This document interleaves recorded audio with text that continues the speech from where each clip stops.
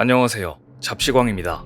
한국과 KF-21 보람에 공동개발국으로 이름을 올리고 있는 인도네시아의 기술진들이 KF-21 관련 기술을 유출한 의혹을 받고 수사가 진행 중인 가운데 최근 텔레그램에 한국의 군사기밀을 판매한다는 충격적 내용이 올라왔습니다.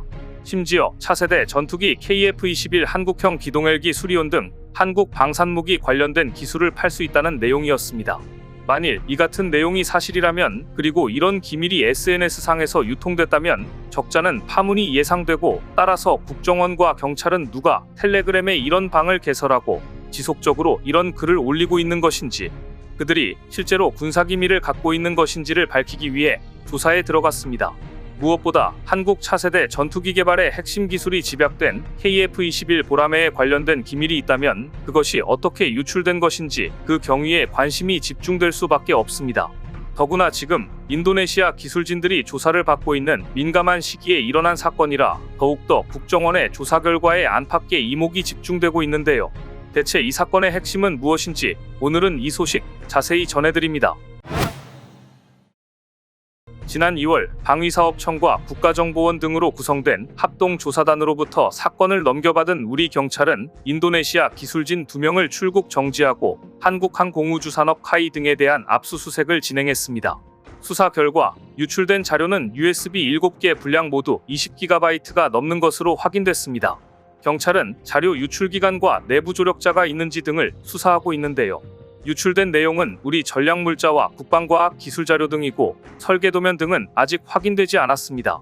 특히 경찰은 해당 자료의 유출 시점이 올해 초가 아니라 7년 전이라는 점을 확인하고 수사를 확대하고 있습니다.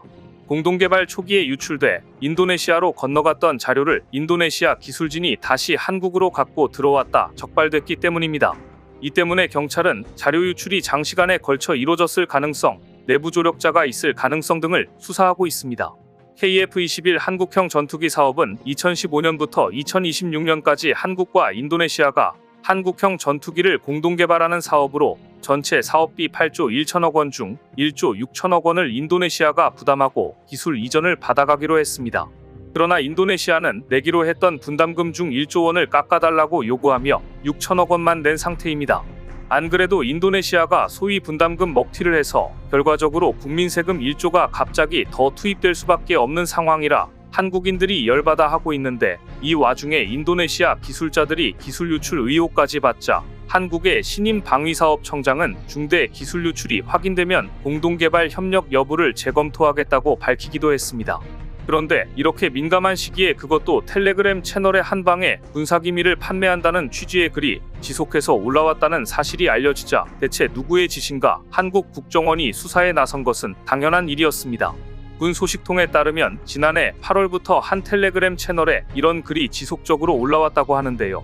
그런데 이들이 팔겠다고 제안한 기밀은 차세대 전투기 KF-21 한국형 기동헬기 수리온 등 한국 방산무기 기밀과 한미연합훈련 프리덤 실드 등 그야말로 한국의 경쟁국들이 들으면 혹할 만한 내용이었습니다. 군 관계자는 실제 자료가 오갔는지, 단순히 돈만 가로채는 사기 사건인지 여러 가능성을 포함해 조사하고 있다고 밝혔는데요. 만일 실제 군사 1급 기밀을 취득해 공개하려 한 사실이 파악되면 방첩사는 경찰에 정식으로 수사 의뢰를 할 방침입니다. 방위산업기술보호법은 부정한 방법으로 방위산업기술을 취득해 사용 또는 공개하는 경우 10년 이하 징역 또는 10억 원 이하 벌금에 처하도록 하고 있습니다.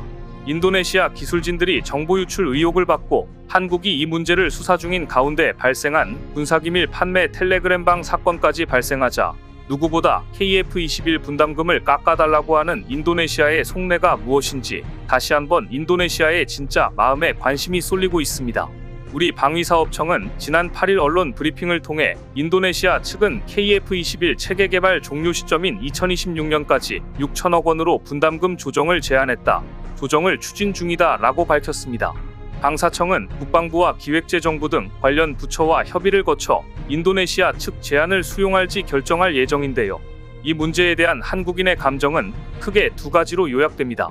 하나는 우리 기술로 4.5세대, 마음만 먹으면 5세대 스텔스 전투기로 업그레이드할 수 있는 최신 전투기를 만들었다는 자부심, 그리고 또 한 가지는 이런 멋진 작품을 만들었는데 인도네시아가 돈은 제대로 안 내고 기술만 가져가려 든다는 생각, 이것입니다. 이런 상황에서 카이에서 근무하는 인도네시아 기술진이 KF-21 개발 관련 자료를 유출하려다 적발됐으니 한국인으로선 화가 날 수밖에 없는데요. 카이는 군사기밀이나 방위산업기술보호법에 저촉되는 자료는 발견되지 않았다고 밝혔지만 여론은 남은 분담금을 포기하더라도 인도네시아와 협력을 끝내라는 의견이 비등합니다. 그럼 대체 지금 인도네시아의 속내는 어떤 것일까요? 인도네시아 최대 일간지 콤파스는 최근 KF-21 인도네시아 협력 일관성에 대한 비판이란 제목의 기사에서 자국 정부가 약속을 지키지 않아 국제적 신뢰를 잃고 있다고 지적했습니다. 일단 인도네시아 측도 자국 정부의 일관성 없음을 질타하고 답답해하고 있는 것입니다. 특히 인도네시아 매체 콤파스는 인도네시아 정부가 재정이 어렵다면서 카타르와 중고 전투기 구매 논의를 한 것은 납득할 수 없는 행동이라고 꼬집기도 했습니다. 프라보워 수비안토 대통령 당선자가 국방부 장관으로 재임하던 시기 각종 해외 무기구매 계약을 이것저것 추진했던 것을 비판한 것인데요. 돈도 없이 대책도 없이 대체 뭘 그렇게 사들이겠다는 건지 이에 대해서는 아마 인도네시아 국민들도 같은 생각일 겁니다. 한편 그동안 인도네시아 국방부는 이번 사업에서 한국으로부터 기술 이전이 계획보다 부족하다고 주장해왔습니다. 인도네시아는 2016년부터 카이로 100명이 넘는 기술진을 보냈지만 코로나19 대유행이 시작되자 기술진을 모두 귀국시켰고 이후 사실상 국경이 막히면서 2년간 개발 사업에 제대로 참여하지 못했습니다. 이 때문에 남은 개발 기간의 공백기를 따라잡지 못할 것으로 걱정하고 있었습니다. 그런데 여기에 분담금을 훨씬 적게 낸다면 당연히 전수받을 기술도 처음 계약 단계보다 훨씬 적을 수밖에 없을 것입니다. 그런데 최근 인도네시아의 언론 보도를 통해 속마음을 한 발 더 들어가 보면 한국에 대한 약간의 섭섭함도 있었습니다. 인도네시아는 우리가 처음 독자 기술로 개발한 항공기 KT-1과 첫 국산 초음속 고등훈련기 T-50 수출기를 터준 나라이긴 합니다. 사업 추진 당시 우리 정부는 성공 가능성이 작다며 위험 부담을 줄이기 위해 다른 나라와 공동 개발해야 한다고 결론 내렸고 이후 인도네시아와 손을 잡은 것이었습니다. 당시 인도네시아 내에서도 리스크가 너무 크다며 반대 목소리가 컸지만 개발 파트너가 됐습니다. 이런 과거가 있다 보니 이번 사건이 터졌을 때 인도네시아 언론은 한국이 예정은 생각하지 않고 인도네시아를 너무 압박한다며 섭섭한 마음을 비치기도 했는데요. 하지만 한국으로서도 기다려줄 만큼 기다려주었고 더 이상은 무리라는 여론이 비등합니다. 이제 중요한 것은 앞으로의 일정입니다. 감정에 휩쓸려 이대로 협력을 끝내기엔 양국 모두 잃을 것이 너무 많습니다. 우리로서는 차세대 전투기를 개발해 처음으로 하는 수출이고 보수적인 방산업계에서 첫 수출은 개발만큼 중요한 과제이기도 합니다. 프랑스의 자랑 라팔 전투기는 2000년 실전 배치됐지만 2015년에야 첫 해외 수출 계약을 따냈습니다. 우리의 T-50도 개발 이후 한참을 수출에 성공하지 못해 초조했지만 인도네시아로 처음 수출한 뒤 T-50과 T-50을 바탕으로 만들어진 FA-50을 여러 나라에 팔 수 있었습니다. 반면 KF-21은 이미 인도네시아에서 48대를 양산해 수출하기로 약속한 상태입니다. 우리로서는 인도네시아와 협력이 순탄하게 흘러가면 첫 수출이라는 높은 허들을 쉽게 넘을 수 있습니다. 방산 전문가들은 개발 부담금에서 손해를 보더라도 수출만 성사되면 수출 대금이나 수리 부속 사업 등을 생각할 때 이득이 훨씬 크다고 보고 있습니다. 수출 대금은 제대로 내겠느냐는 시선이 있지만 개발 사업과 달리 무기 구입은 수출 금융 지원을 통하기 때문에 사정이 다릅니다. 실제로 우리가 인도네시아에 수출했던 무기 중 자금 조달이 문제된 적은 없었습니다. 무엇보다 인도네시아 입장에서는 한국과 끝까지 협력해야 할 이유가 여러 가지입니다. 인도네시아는 이미 수천억 원을 투자했지만 약속한 시책이나 각종 기술 자료는 개발이 끝나야 받을 수 있습니다. 개발 사업을 잘 마무리해야 기술도 얻어갈 수 있는 건 당연한 겁니다.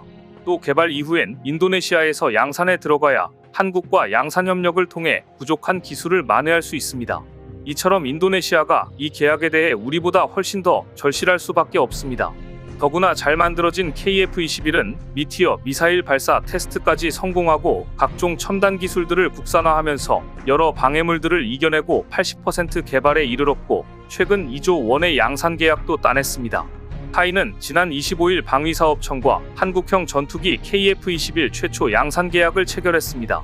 이번 계약은 KF-21 총 20대와 기술교범, 교육 등 후속 군수 지원을 포함해 총 1조 9,600억 원 규모입니다. 한국은 2026년 체계 개발을 완료하고 2026년 말부터 양산기 납품을 시작해 한국 공군에 전력화시킨다는 계획입니다. 현재 80%의 개발이 진행된 KF-21은 최초 시험 평가를 통해 항공기의 우수한 성능 및 안정성을 입증하고 이번에 최초 양산 계약을 체결했는데요. KF-21 개발에는 600여 개 국내 협력업체가 참여하고 있으며 국산화율 65%를 목표로 개발 중입니다. 이를 통해 국내 일자리 창출과 산업파급 효과를 기반으로 항공산업이 국가 주력 미래산업으로 자리잡고 경제발전에 이바지할 것으로 기대되고 있는데요. 이 과정에서 한화에어로스페이스는 방위사업청과 5,562억 원 규모의 KF-21 엔진 계약을 체결했습니다. 이번 계약은 KF-21에 탑재되는 F414 엔진 40여 대와 예비 모듈 등을 납품하는 것으로 한화가 지난 45년간 축적된 항공 엔진 기술을 바탕으로 한국의 차세대 전투기 엔진을 납품하게 된 것으로 상당한 의미를 갖고 있으며 대한민국 독자 항공 엔진 개발을 위한 기반을 확보하는 데 커다란 역할을 할 것으로 기대됩니다. 아울러 한화시스템도 방위사업청과 KF-21 탑재될 항공기용 능동위상 배열 레이더 양산 계약을 체결했습니다. 전투기의 눈으로 불리는 A사 레이더는 공중과 지상 해상 표적에 대한 탐지 및 추적 등 다양한 임무를 동시에 수행하는 최첨단 장비로서 현대 공중전에서 전투기의 생존과 전투의 승패를 가르는 핵심 장비로 꼽힙니다. A사 레이더는 기존 전투기에 달린 기계식 레이더보다 더 넓은 영역을 탐지하고 공중과 지상의 다중 표적과 동시 교전을 할 수 있는데요. 한국은 국방과학연구소 주관으로 한화시스템이 개발에 착수한 지 4년 만인 2020년에 시제 1호기를 출고하며 기술력을 입증했습니다. 이로써 한화시스템은 항공기용 A사 레이더를 개발 및 공급하고 수출까지 성사시킨 국내 유일한 기업이 되었습니다. 이제 한화시스템은 미들급 전투기부터 경전투기급 그보다 더 작은 무인기까지 적용할 수 있는 다양한 항공기용 A사 레이더 전력화 실적을 통해 글로벌 시장을 적극 공략할 계획입니다. 이처럼 KF-21은 현재 개발 단계가 거의 80%에 육박하고 있고 국산화율 65%를 목표로 개발 중인 프로젝트입니다. 인도네시아가 놓치기에는 너무나 아까운 사업입니다. 그런데 이런 프로젝트 기밀을 팔겠다는 업자들이 나타났다니 누가 이런 일을 벌인 것인지 이게 사실이라면 기밀 유출 루트를 철저히 파헤쳐야 할 것입니다. 오늘 준비한 소식은 여기까지입니다. 댓글을 통한 여러분들의 많은 의견 기다리겠습니다. 시청해주셔서 감사합니다.